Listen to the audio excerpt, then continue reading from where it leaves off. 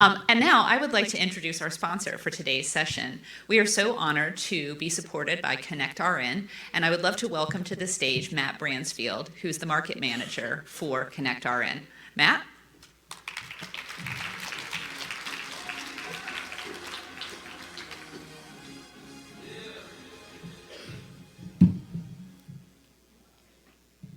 Thank you, Tracy. Well, good afternoon, everyone. I'm Matt Bransfield from ConnectRN, and I'm so grateful to be here with all of you tonight.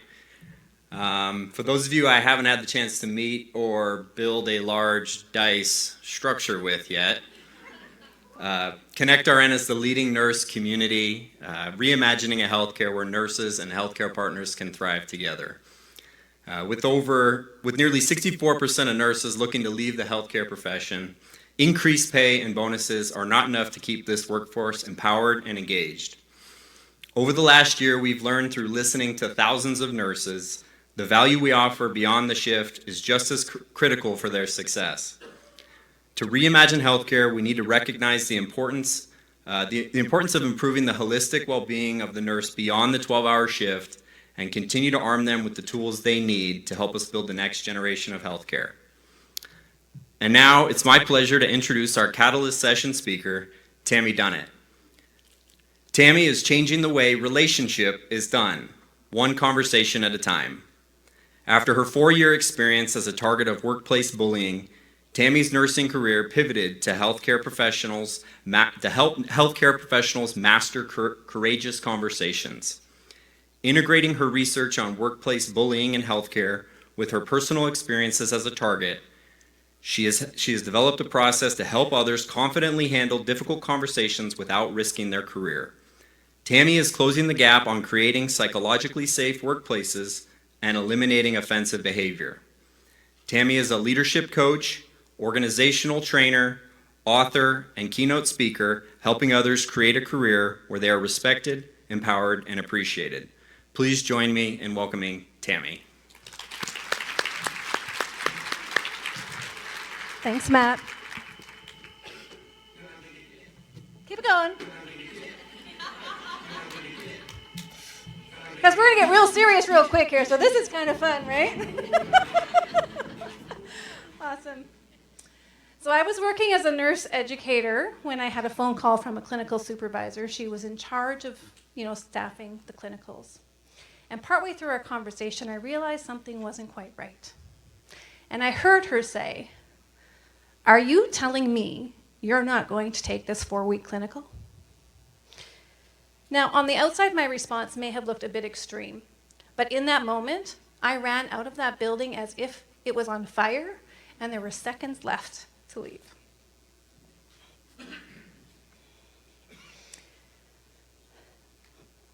And once I was standing on the sidewalk, I was scared. And the only place I knew I wasn't going was back in there, because that was not safe. So I left. I got in my car in the middle of the day, went home, and as soon as I got inside the 4 walls of my house and I thought I was safe, that's when all the range of emotions hit. I went from anger and frustration, like, how dare they talk to me like this, to feeling lonely and sad and confused. Why are they doing this to me? To seeing the desperation and the abandonment come in full circle, and I was thinking, there goes another job. You see, this wasn't the first time I had experienced a workplace bully, but I had some knowledge and experience now that I recognized it real quick. And in that moment, while I had left work and people were wondering what's going on, she just asked you a question. Sure, it's just a question. But it had pushed me back to the first time I had experienced a workplace bully, and I didn't recognize it. And I spent 4 years underneath her. The first 2, I thought, she's just a bad boss. She's too young. She's inexperienced. And then one of my colleagues had shared with me at a lunch one day, "I'm really glad I got to know you," she said. And I thought, well, that's cool. I'm glad I got to know you too, but that sounds like kind of a weird thing, and a red flag went up in my head. So I asked her, why did she say that?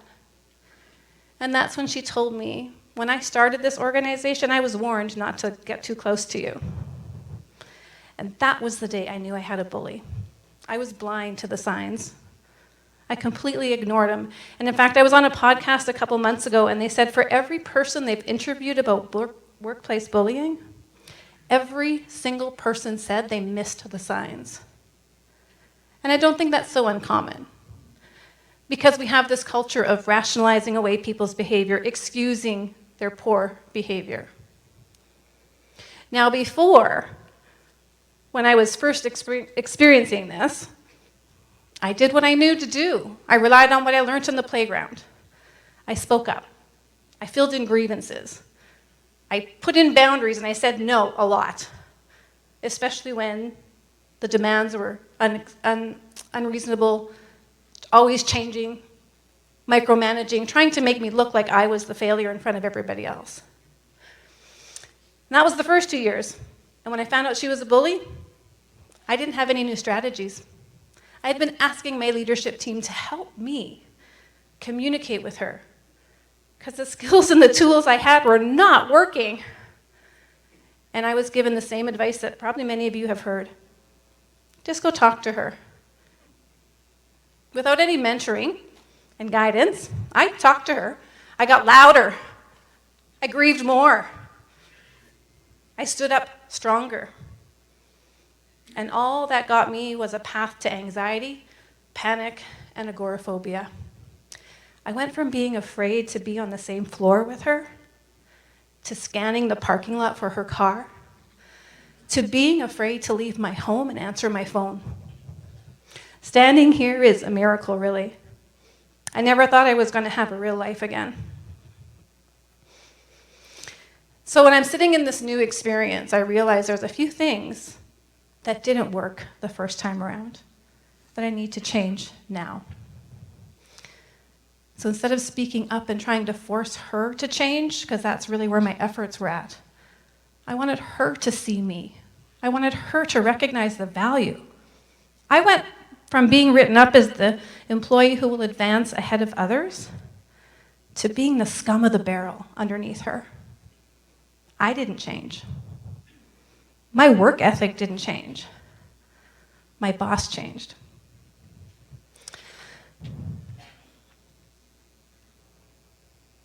So we're going to talk about gracefully addressing workplace bullying today. And I'm going to share some of the things I've learned along my journey and the things that I share with my clients and organizations that I work with today. But here's what I know.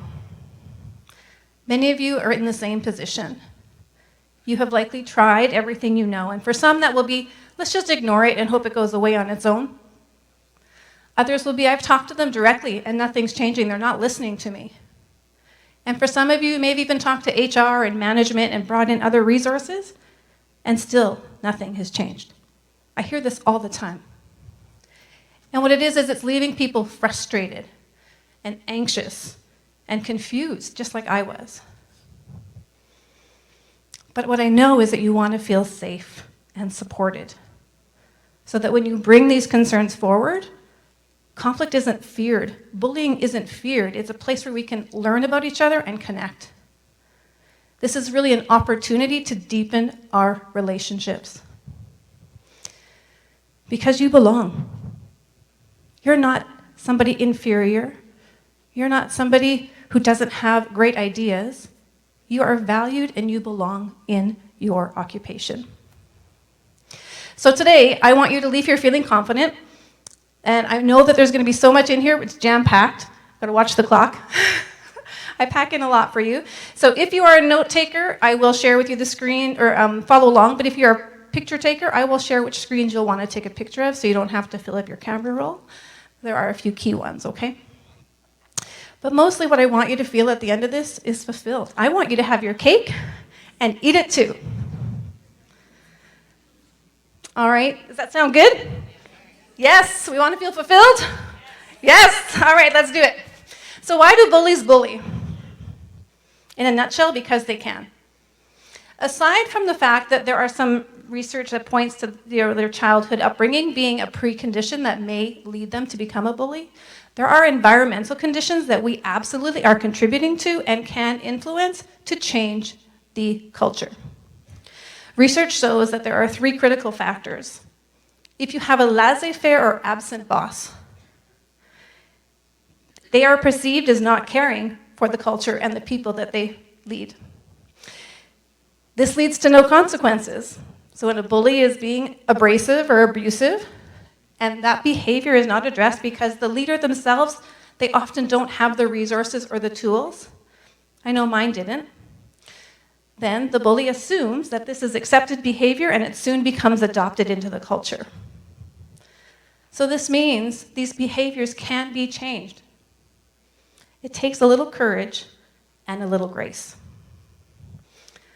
So we're going to talk about the courageous communicator framework next. And there's a few different thoughts here. Now, if you're a writer, you're going to want to create a 4-quadrant thing on your paper. If you're going to take a picture, it'll be about 6 slides down. Oh, and I see that the PowerPoint is left in all those blurry lines. So this is Vegas. So if you were drinking, this is normal.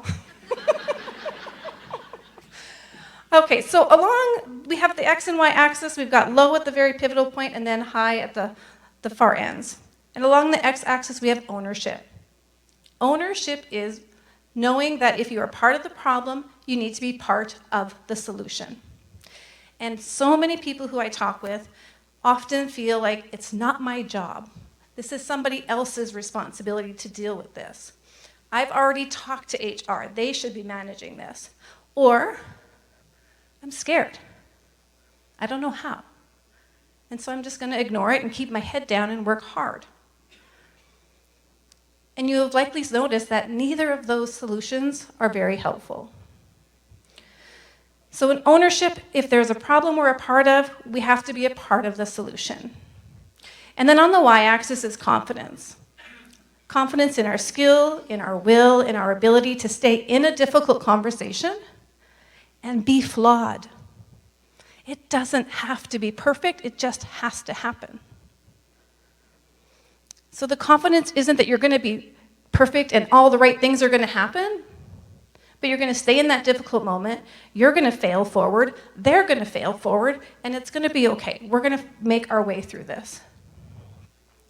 Now, when we have somebody who has low ownership, my apologies. When we have somebody who has high ownership, they know that there's a problem. It has to be solved, but they have low confidence.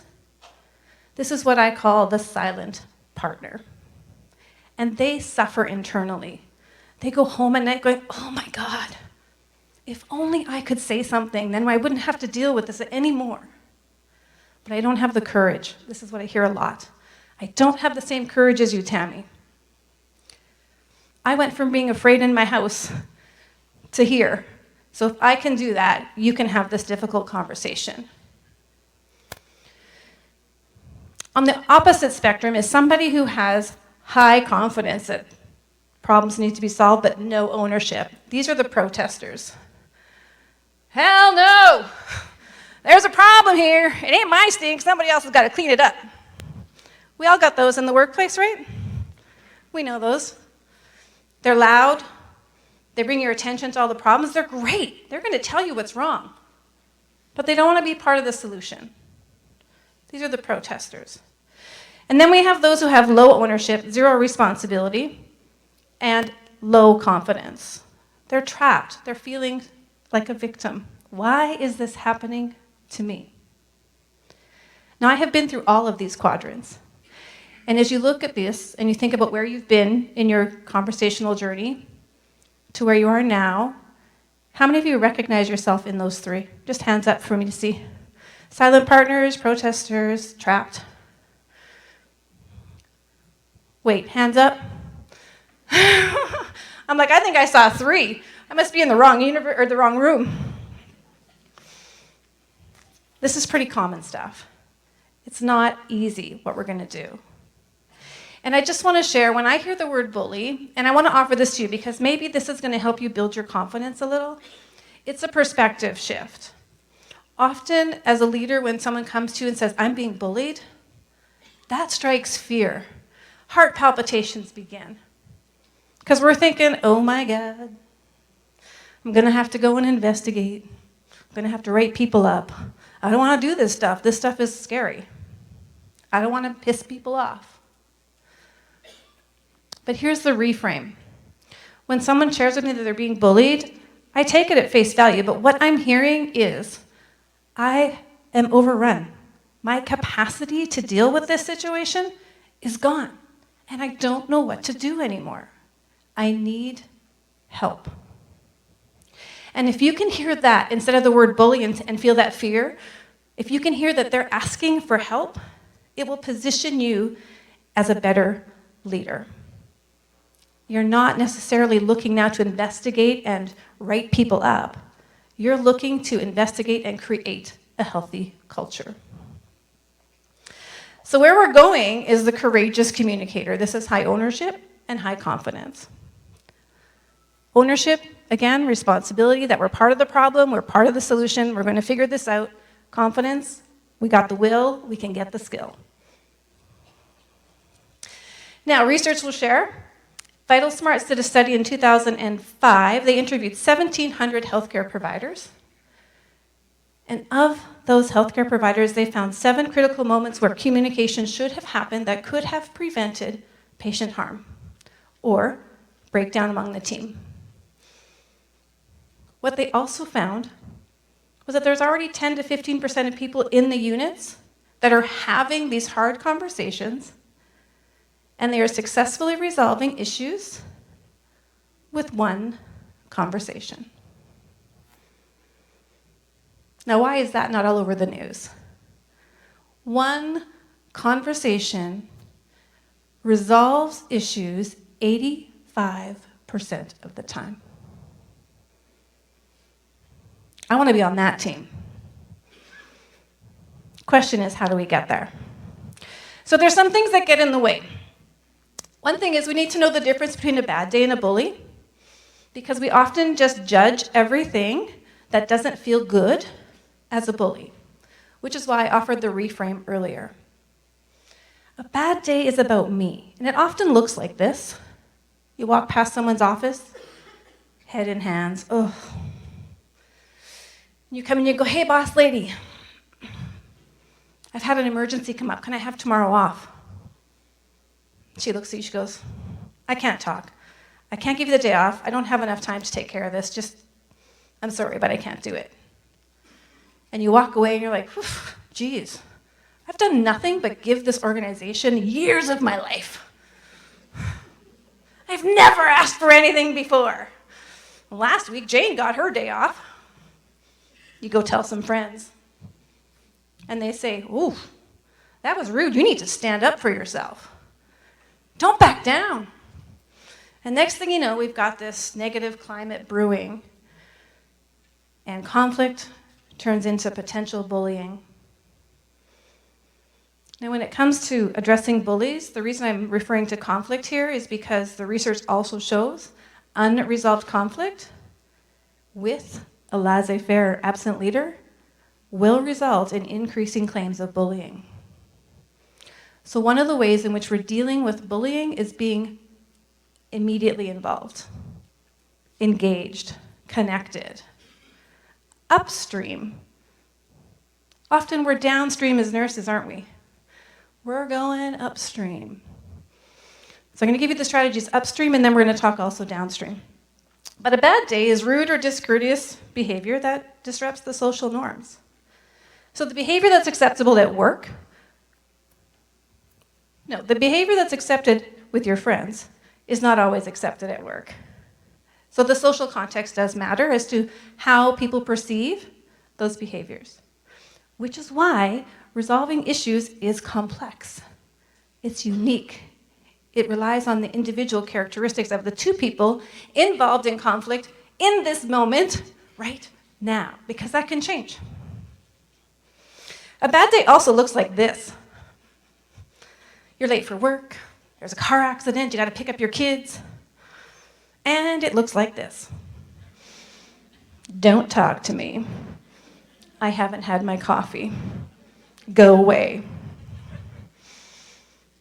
The problem with bad days is it leaves us vulnerable because emotions are contagious. I call this the stink. When somebody walks into your stink, they're going to take a piece of that with them. And they're going to pass that stink on, and they're going to pass that stink on, and now we have a virus in the whole unit.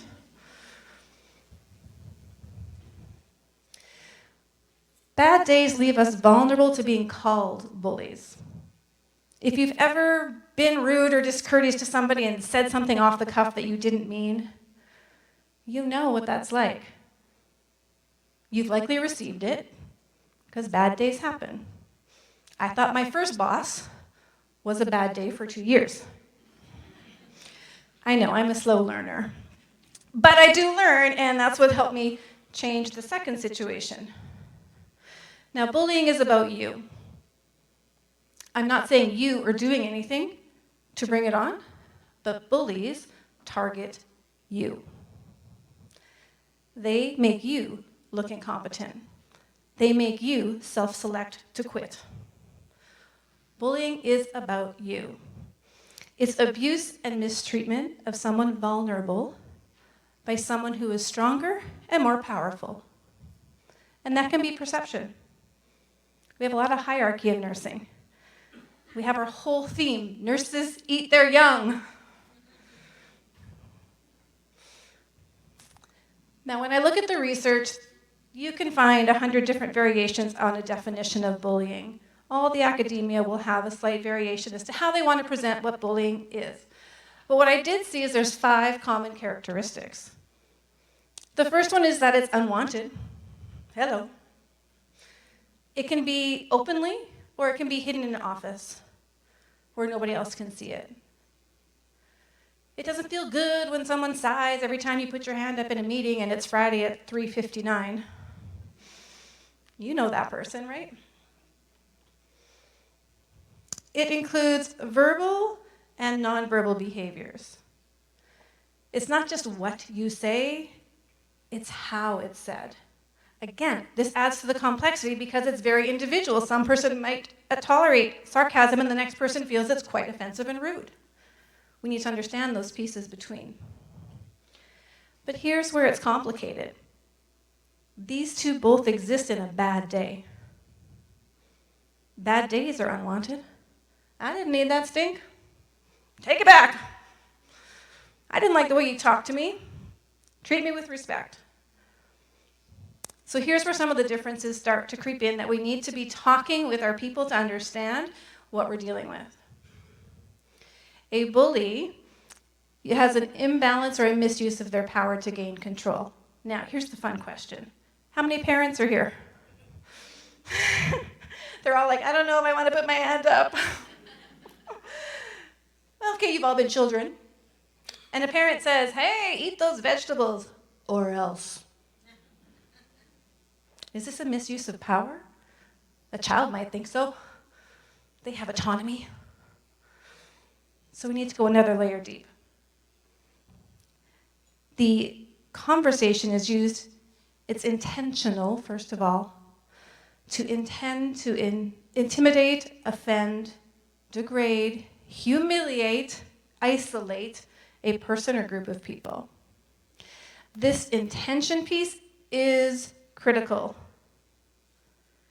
This intention piece often goes uninvestigated because there's 4 steps in perception and we're really good at the first 3, which end up in judgment, which we all like. The 4th step, first of all, those first 3 steps of perception are all done internally. I select what I'm going to pay attention to, I give it meaning, and I put a judgment on it. The last step of perception is to verify it, check it out, ask questions. So we really get good at judging things and presenting that as fact. And then the 5th one is that it's repeated. Because it's about you, I want to make you look bad.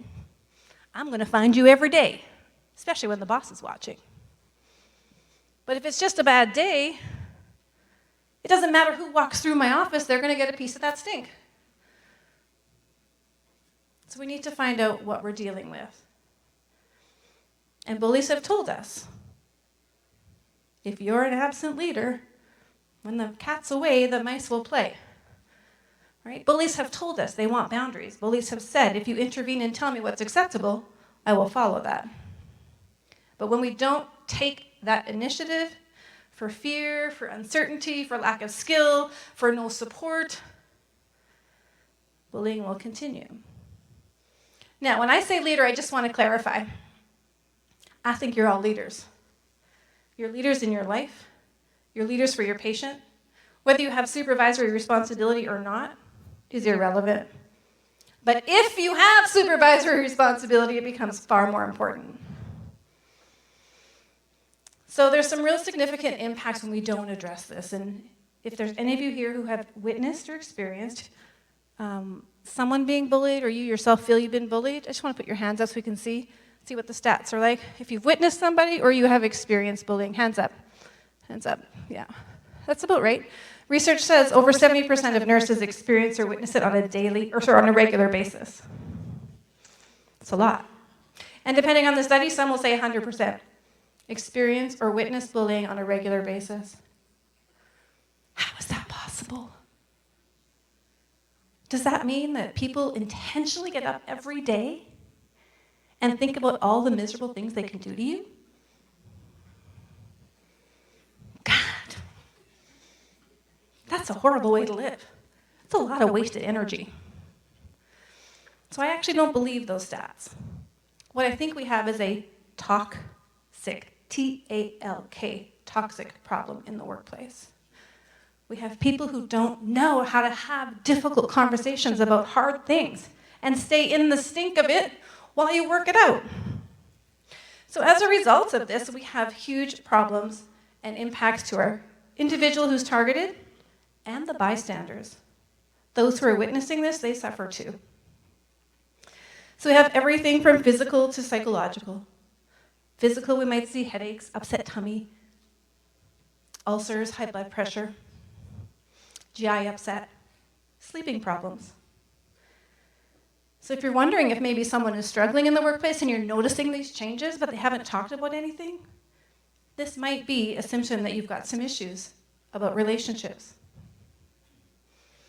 Emotional changes. I can tell you, I went from being outgoing and, haha, let's have a great day, guys, to withdrawing and isolating at work and not knowing who I could trust and being extremely hypervigilant. Now, I told myself nobody noticed, but I know they did. You'll also see decreased job performance, more mistakes. They take longer to do the same activities, and you're like, what's going on? They've asked me this question 3 times today. They can't remember it. Part of the effect of long-term chronic stress is it impacts your memory. Short-term recall is difficult. Now, in the organization, they get impacted too. For every individual that is bullied in the workplace, it is estimated to cost the organization $145,000 per person per year. Okay, let's do the math. 70% of people are experiencing it or witnessing it on a regular basis. This is why it's a $1 billion problem in the industry. Their costs are related to sick leave, stress leave, absenteeism, but also presentism. They're at work, but they're not at work. Their mind is somewhere else. Your patient safety scores dwindle because your patients are going to feel it too, which means you're losing income in your organization that you can be putting to better things. How many of you could use an extra $145,000 in your organization? Wouldn't that be nice? I think you have a session about something about lean budgeting coming up. Hint, hint, work on the people. Oh, and of course, I just want to go back to that one. That last bullet point, increased legal vulnerabilities from your staff and your patients. Because here's the impact to your patients, is they have increased risk of further injury and death at the hands of unresolved conflict and workplace bullying. Now, I know these nurses who are going to work every day, who are struggling, who are suffering, have good intentions. They don't intend to harm the people that they care for. But because of these effects, they come on slowly. We don't really notice it in ourselves so easily. We're coping. I'm just going to put my head down and get it done. And then something happens. So we need to intervene early. And up to 80% of medical errors are related to communication breakdown. That's huge. You want to save money and boost up your budget? Take care of your people. So here's the good news. I mentioned this earlier. You were actually only one conversation away from making a real impact. And we're going to go over some of those pieces next.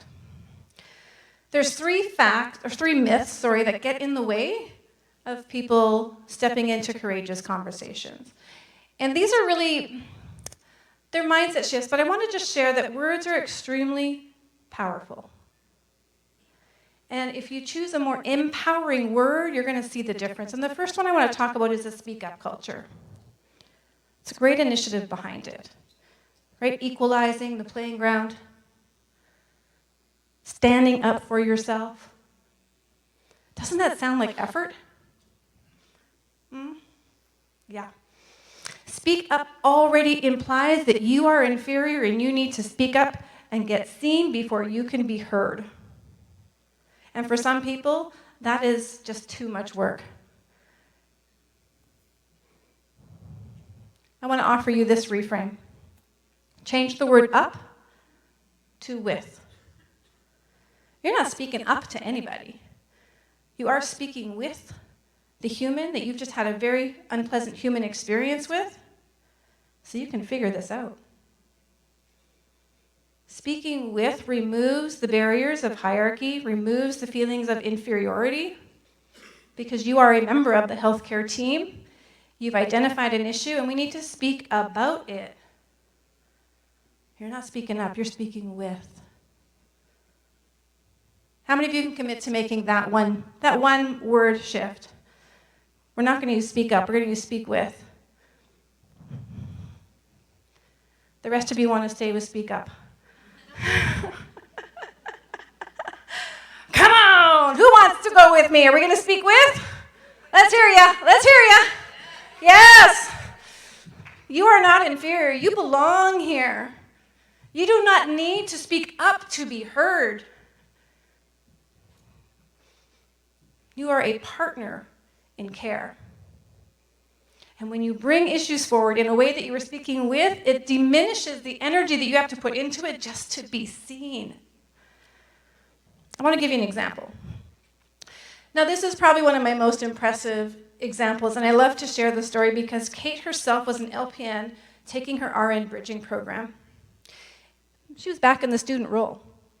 I happened to be your clinical instructor. Lucky her.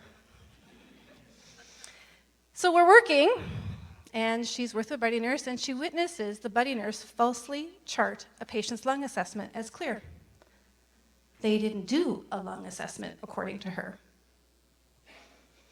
Now, while she's with her buddy nurse, he finishes his lesson on charting. She thanks him very much and comes to me. Tammy, the sky is falling. Her no clear plan solution was to be removed from the team with her buddy nurse, Tom. Names are changed to protect the identities. And be placed on the team on the other unit. Why? Because she was scared. She didn't want to speak up. She didn't want to ruffle the feathers. She's a student, first of all. She's going to talk with a senior respected nurse. And she's from another part of the country. This isn't even her home unit. And she knows that clinicals are hard to get. She doesn't want to risk us losing this placement. That is a lot of pressure. I get it. Speaking up felt impossible. So she's in full fight, flight mode, protect myself, put me on another team, and I never have to worry about it again. Oh gosh, Tammy, I'm so worried about patient safety. Like, I can't believe the standard of care here in this province. But if I were to give in path of least resistance, she came to me with a problem, I give her her solution, off she goes to another team, guess what happens? In a couple weeks from now, Tom comes to me and he says, hey, how come Kate doesn't answer my call bells when I need help? Why does Kate bring coffee for the other team, but she ignores me? Why is it when I say hi to Kate in the morning, she just walks right past? And now the very actions that Kate had taken to protect herself and her career have put her in jeopardy because she's likely to be called a bully for these behaviors. Because they're intentional to Tom. It may seem easy to take that no clear plan solution, but it is not aligned with what she really wants, which is why we have to get to the real heart of the issue. She was worried about patient safety, so I used that angle to my advantage. Dear Kate, what will happen when you go to the other team about patient safety? It didn't take her long to realize that by moving to the other team, patient safety was still at risk, and she would spend the next 4 weeks in this clinical looking over her shoulder and his, and she wouldn't rest well. So she knew she had to speak with him. And it was going to be hard.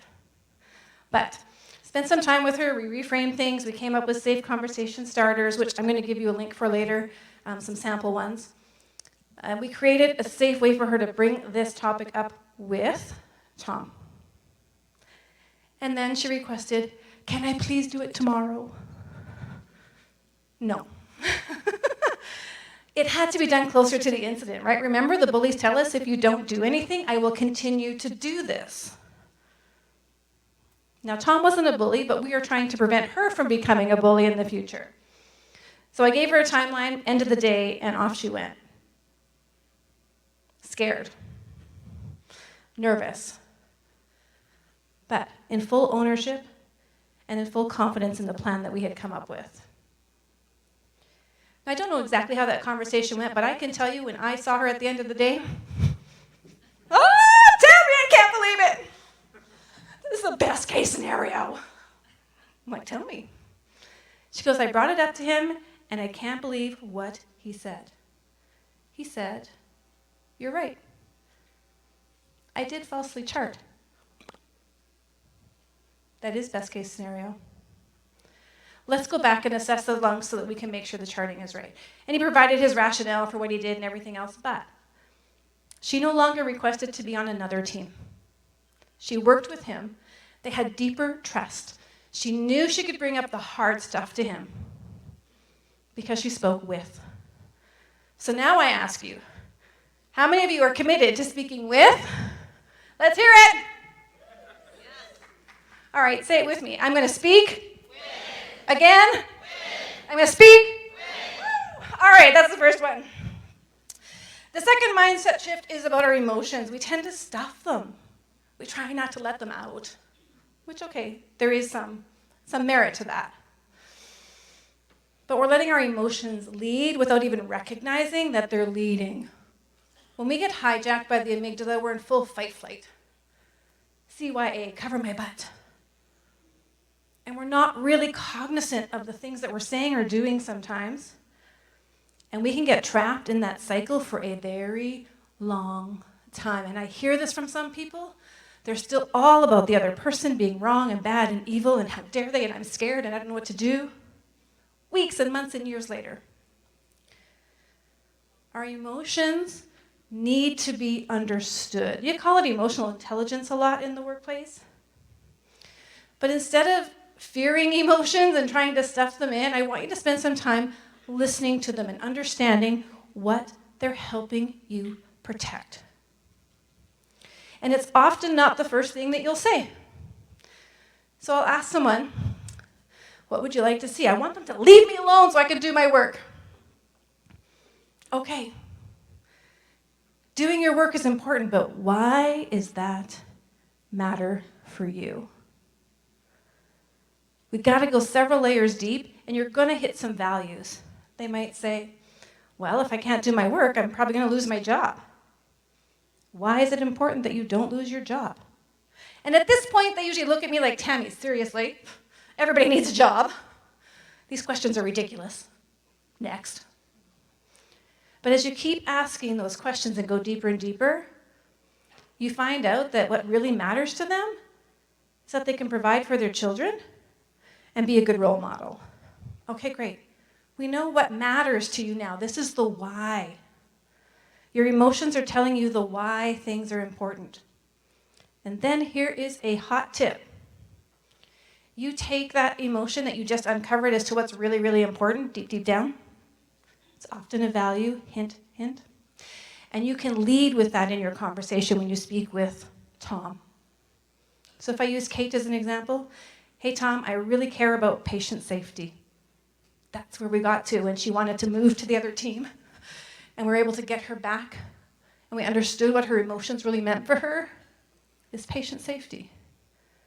So share that with the person you're trying to build a bridge with. Because I will guarantee you they probably have the same value at some level.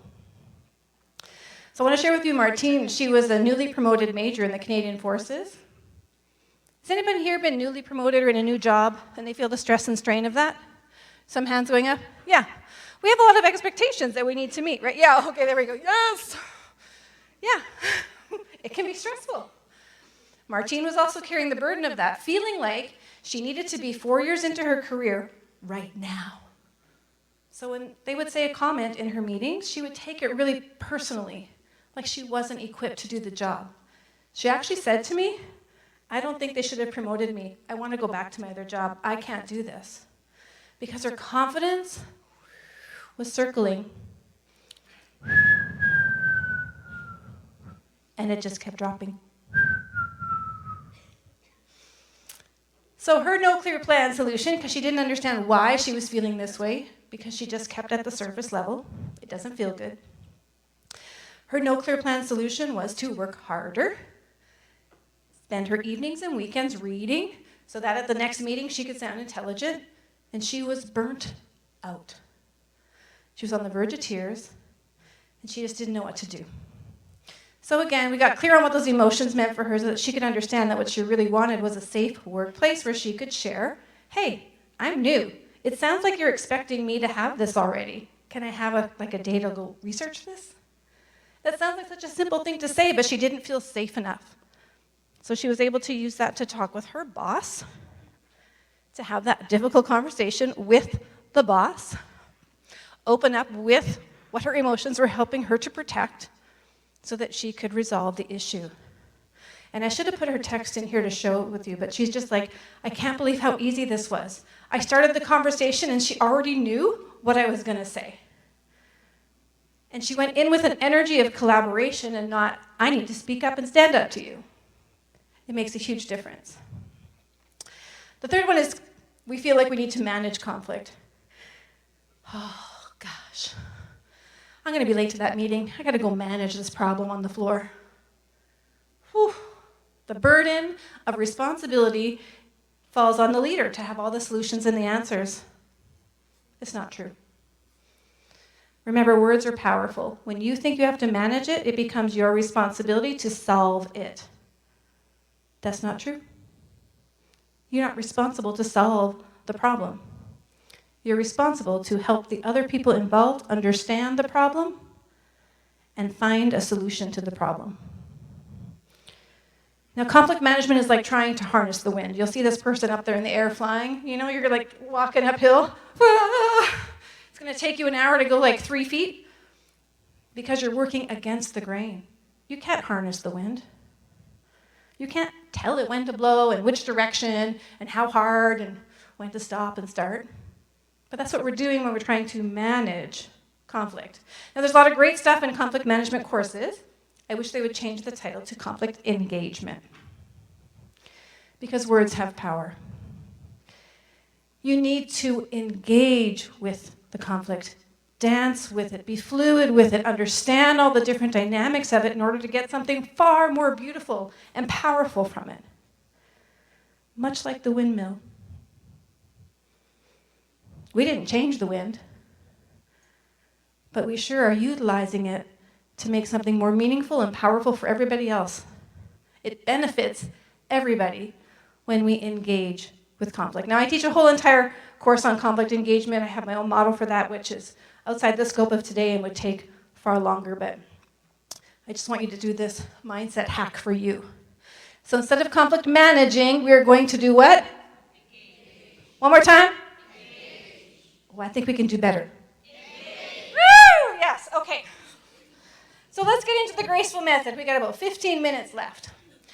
As with nursing, we always start with the end in mind. So just like with Kate, just like with myself, just like with Martine, we had to understand what it is that we wanted. And we have to go to the end. What is our goal? What is our intention? This is connecting to our emotions. What is our why? Why does it matter and why is it important for you? Now, grace is both a feeling and a process. Grace for yourself because this is hard.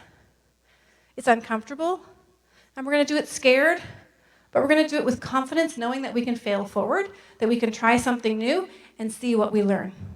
And if it doesn't go well, that's okay. We can always have a conversation again and revisit what we learned. And when you revisit it, you share, hey, guess what I learned about myself from our last conversation? I suck. I got triggered. Who knew? You can have a laugh over it. You want to try this again? And see if you can get back into it. All right, so the first thing is our goal. What's our end game? What do you really want? And I kind of talked about that. Kate was patient safety. That was her ultimate end game. It wasn't about protecting herself in this moment. That was the little road bump to get over to patient safety. The second step is now purposeful planning. When you know where you're going, the path almost unveils itself. But if you don't have the right intention, if you go with that first flush of a feeling like, I just want them to leave me alone. And if they don't leave you alone, what are you going to do? I'm going to avoid them. I'm going to scan the parking lot for them. I'm going to get afraid and hang out in my house. Because my intention was wrong back then. My intention was to make her see me. I lost my power in that process. So if you've ever plunked in coordinates to your restaurant that you've never been to before. Oh, actually, wait. Here's a good example. I love people watching. How many of you are first time here to Tropicana? Okay, yeah. You probably had the same experience as me, walking down that long, narrow hallway.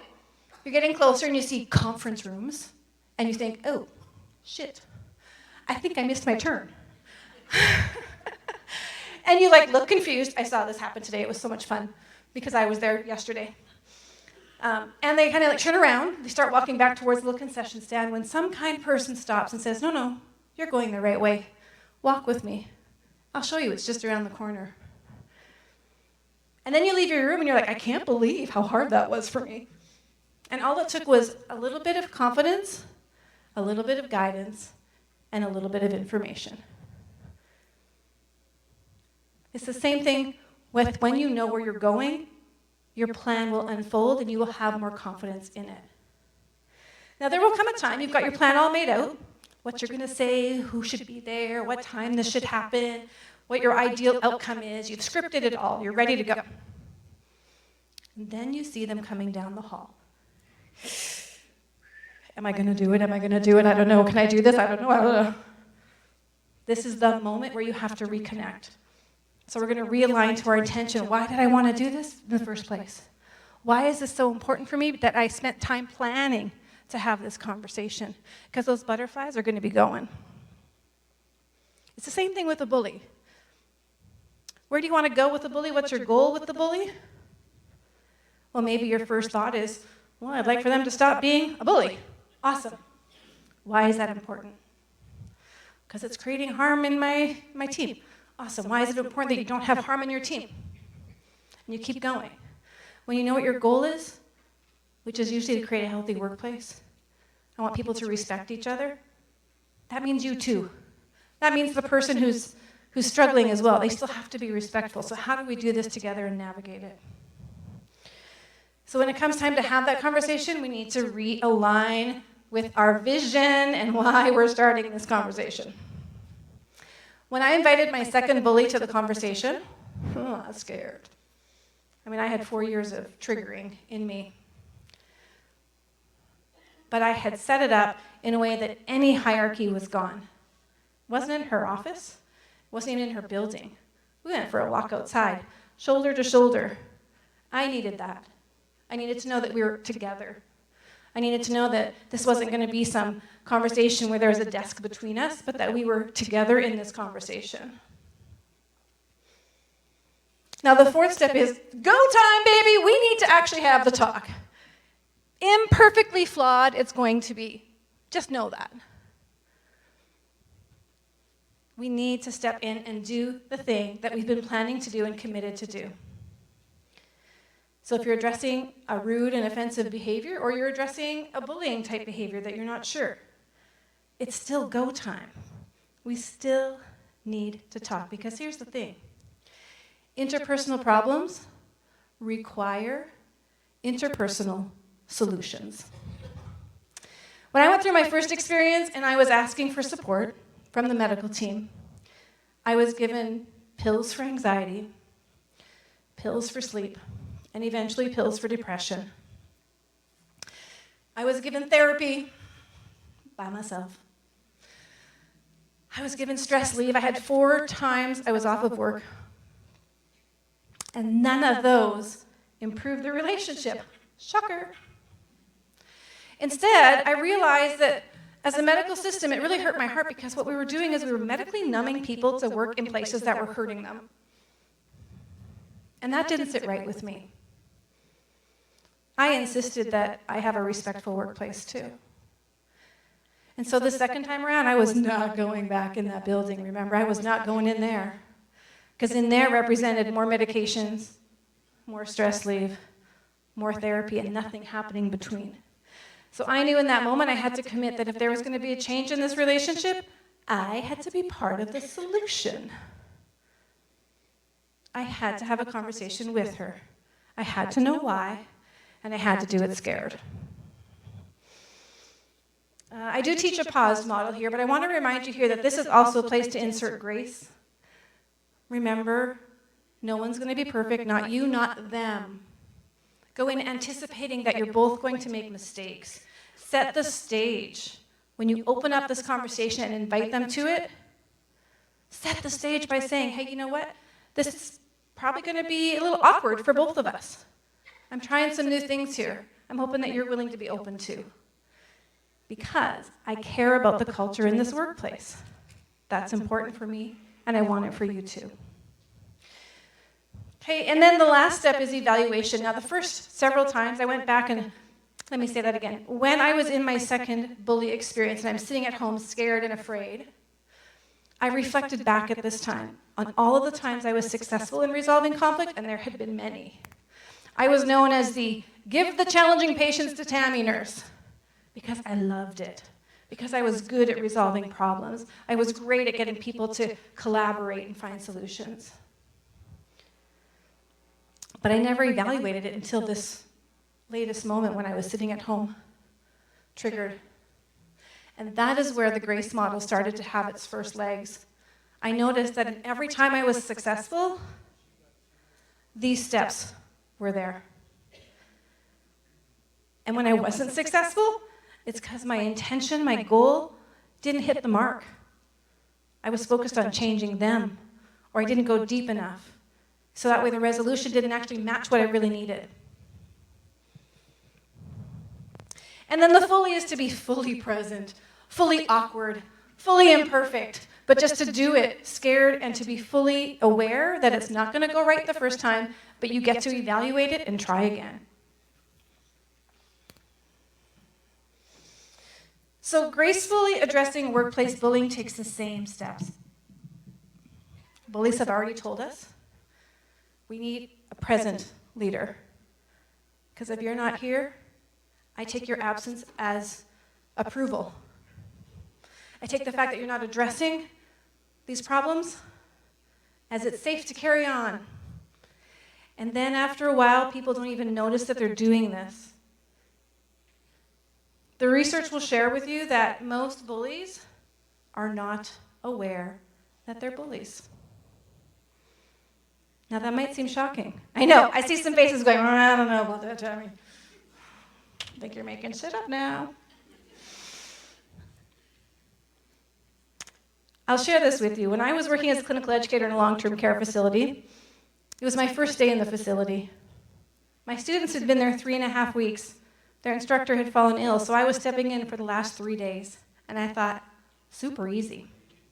These 3 days are going to be a breeze.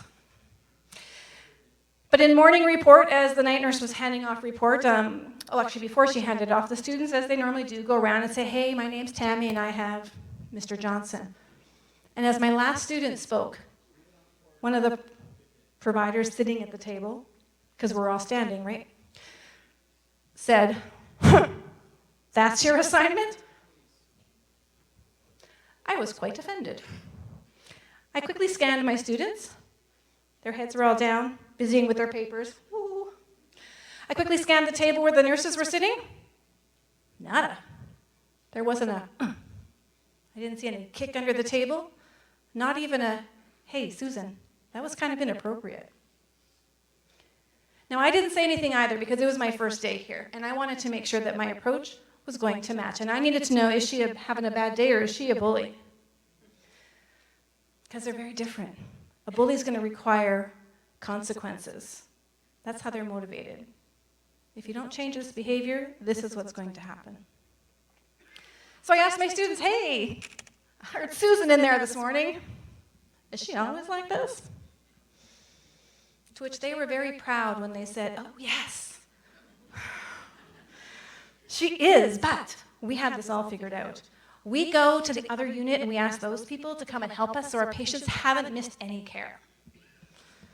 We just try not to interact with her. Shock and horror, because as you know, staffing is not plentiful in long-term care. And now they're pulling staff from one unit into another unit, abandoning the care that they all need because somebody can't work alongside here. Okay, head on off. Then I went and talked to the staff. I said, hey, I heard Susan this morning. Is she always like this? Oh, do you know what's coming? That's just Susan. That told me everything I needed to know. But she did follow it up with, we've just learned to ignore her. Their lack of leadership in their own nursing practice, in their team, in advocating for patient care, was now putting my students in a position where they had to do it. And the research is clear on this too. They have put the burden of this problem on the students coming into the system to change the culture. And that's unfair. All it takes is to be a little bit more courageous. So I talked to Susan. Now, I don't work here. That's my first day. I'm a clinical educator. I have no power over Susan. But I called her and I said, hey, Susan, can I just share with you what I observed this morning and kind of get some insights from you? Yes. It's called a micro yes. Get their cooperation first. So I shared it with her and what was happening as a result of it, and her mouth hit the floor. She was shocked. She could not believe that that was the impact. She goes, I just thought it was a joke. It's because everybody has ignored her. That's just Susan. And that is how a bully culture develops. So today I shared with you a few things, and I'm hoping you're going to just implement one. Can I get a commitment you're going to make one change today of everything I've said today? Yeah, awesome. Be a courageous communicator. Do it imperfect, do it scared, you're going to be okay. Identify if you have a bad day or bully, and the only way to know that is if you talk with them, because if you share with them and you get the response that Susan gave me, this is a chronic bad day because people have allowed her to be this way. She's not really a bully. But the environment that she has grown up in this workplace has allowed her to be perceived as a bully because nobody said anything to her. Nobody spoke with her to say, hey, Susan, that's kind of offensive. Can we reshape that? Can you give me something more constructive? Can you give me a behavior you're seeing that I need to change? We're going to speak with. We are officially Xing out the speak up phenomenon. We're going to speak with. We're going to identify what our emotions are telling us because that is our why. That will keep us committed to be aligned and move forward and push into these courageous conversations. And we're going to do it with grace. I have one more thing for you because I know I can't give it all to you today. There's a bunch of free resources on my website. If you're interested in getting 50 powerful scripts, this will take you through the 10 most offensive behaviors in the workplace, and it will give you a script to address each one of them. I always recommend that you use it in its entirety first before you start to play with it. With that, I've started a YouTube series called Courageous Conversations where I give you a real-life scenario. I tell you which script I'm going to use. I demonstrate it, and I tell you the benefits of it as well. Because I know sometimes you need to see someone do it first before you will feel confident to do it. If you need more facts, some of the ones I've shared with you today are in the facts download, and there's some other things there, but feel free to take any of them or all of them. They're all there for you. I create this with you in mind so you can be successful and be courageous, and this is how we end the bully culture. Thank you.